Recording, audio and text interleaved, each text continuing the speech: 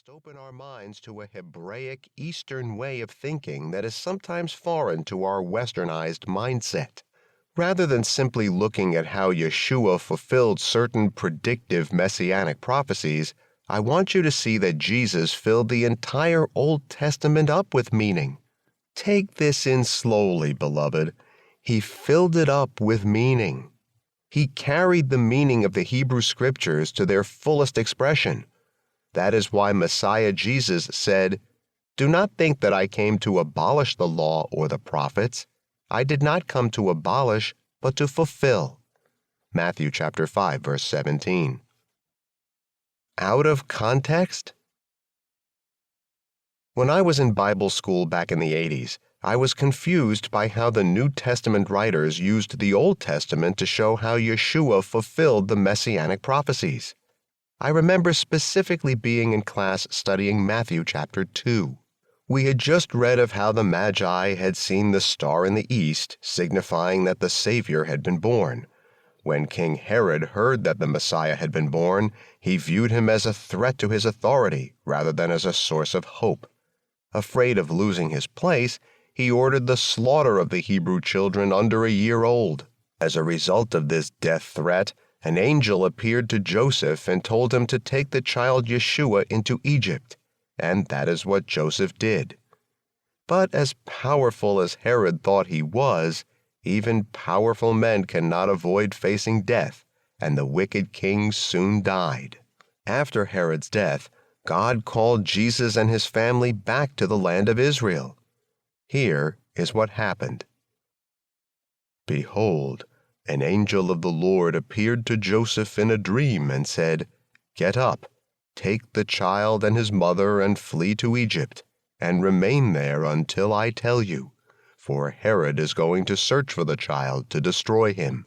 So Joseph got up and took the child and his mother while it was still night and left for Egypt.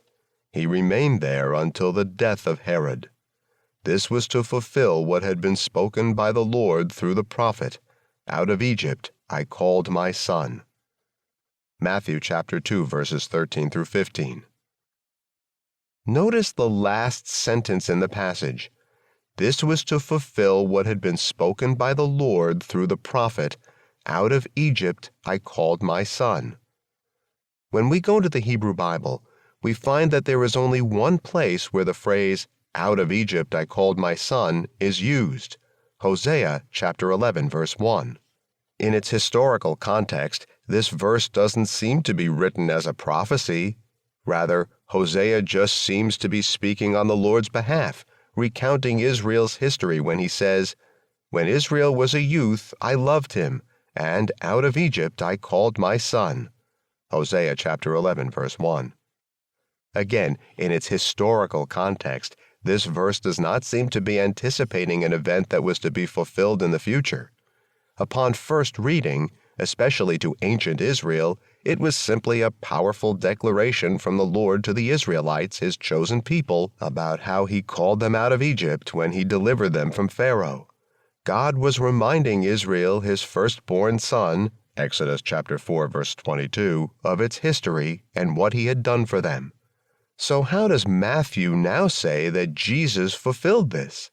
Specifically, how does Matthew say Hosea chapter 11 verse 1 was fulfilled when Joseph and Miriam, Mary, took Yeshua back into Israel from Egypt, when in its initial context the verse was not a predictive future prophecy to be fulfilled, but rather a recounting of Israel's past? This gets to the heart of why I say the subject of messianic prophecy has been oversimplified.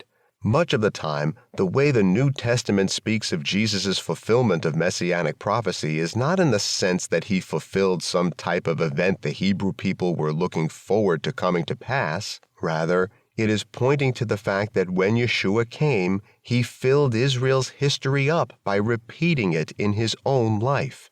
Yeshua came and carried prophecies that were already fulfilled to their fullest meaning. In the example from Hosea chapter 11, verse 1, God had already called Israel out of Egypt at the time Hosea wrote about it. He delivered his son Israel out of Egypt approximately 1,300 years before Jesus came.